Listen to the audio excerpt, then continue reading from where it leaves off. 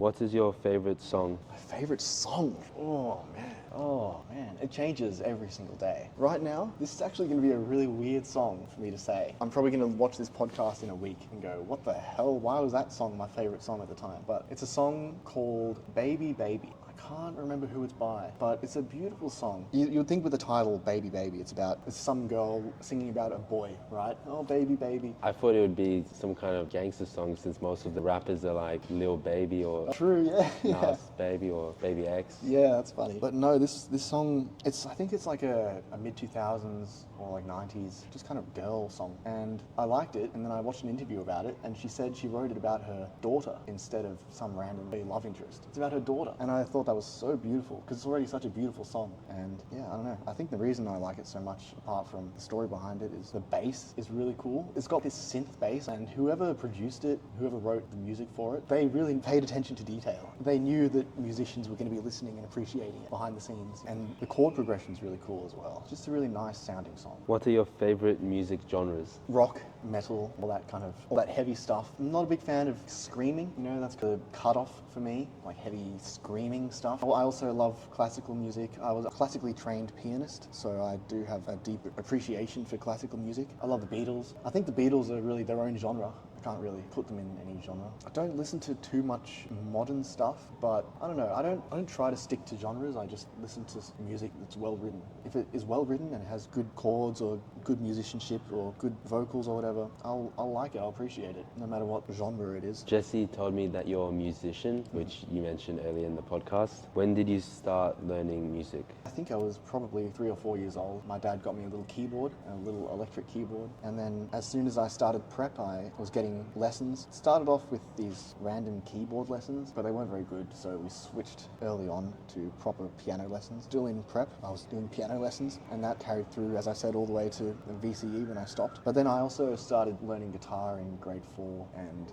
now I kind of consider myself to be a multi-instrumentalist. I can pick up most things and play them pretty well. And I sing as well. In fact, funny story, it's a bit of a long story, I guess. I think it was grade 10, my dad was in a band at the time, and he also reconnected with one of his old Facebook friends. And this dude happened to be a music producer, and so he thought he would try and produce my dad's band. But then after a couple of months, he realized they're middle-aged, regardless of how good the music is, that it was unlikely for them to make it big. But then it turned out this dude, this music producer, for a few years now, he'd been working on a side project. Well, not really a side project, it was his main project, writing these songs, waiting for some young singer to come along and sing them for him. And so he asked my dad if my dad knew any young singers, and he was like, wait, hang on, my son can sing. So I got an audition, and he really liked my voice. And so I ended up working with this music producer, recording these songs. And this guy was a big, in the 90s and early 2000s, he produced some of the biggest names in Australia. And so then I was working with him, and I was recording my voice with him, and we were going to release this album. And then there was a lot of complicated stuff that happened. It's really, really complicated, but there was a big falling out between a lot of different people, and there was unwellness and things said that couldn't be taken back. And I just decided I couldn't work with this guy anymore. He was driving me crazy. So I gave up on that, and I do regret it. I still wonder what an opportunity. This guy, he produced some of the biggest names in Australia throughout the 90s and 2000s. And then he had his attention set on me, and he had all the music written and ready to go, and he just needed my voice. And I just gave it up, dude.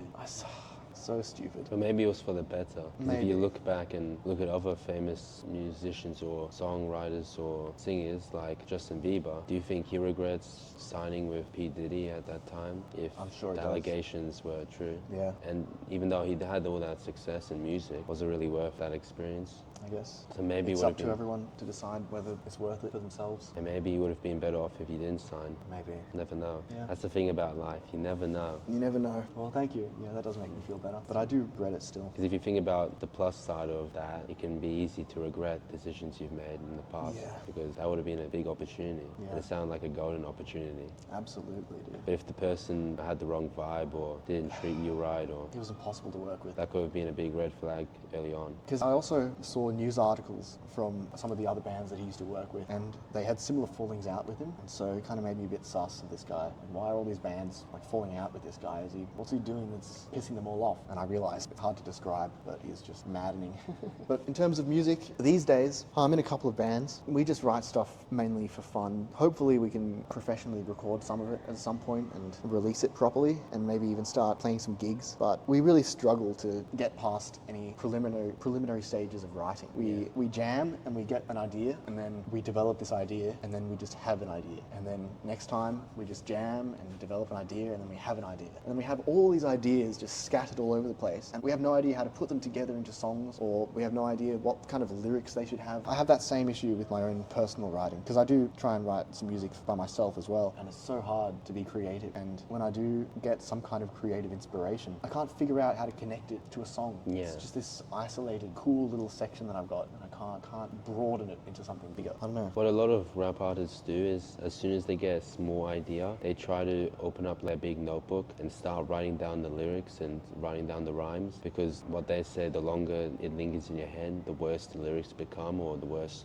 the song becomes. And they like to just get it out from the top of their head, rather than trying to make it feel perfect by spending hours on it. They just try to get it out quickly. Yeah, that's the problem I have. I'm never satisfied, and I'm sure it probably sounds way better than I think it does, but it just has to be perfect in my head, and it's never going to be perfect. And so I can't write music because it has to be perfect. But it can't be perfect without practice, and you have to do it a lot to practice. It's just one of my own little battles that I am getting over it, I think, slowly. I've started writing some music. Do you release anything on SoundCloud or YouTube Music? Not yet, maybe soon I will. I've got a couple of songs. I actually went to uni for music for a while, for about a year, or TAFE, should I say. And I had to write some songs for that, and actually pretty cool, those songs. Pretty cool songs. But it's only 3 songs, not enough to really to release anything, I don't think. I'm in limbo at the moment in terms of music, like writing songs, but struggling to write songs, and wanting to release music, but then not really thinking it's ready to be released. And then I need to also re-record those songs because I did them in GarageBand. But also some artists,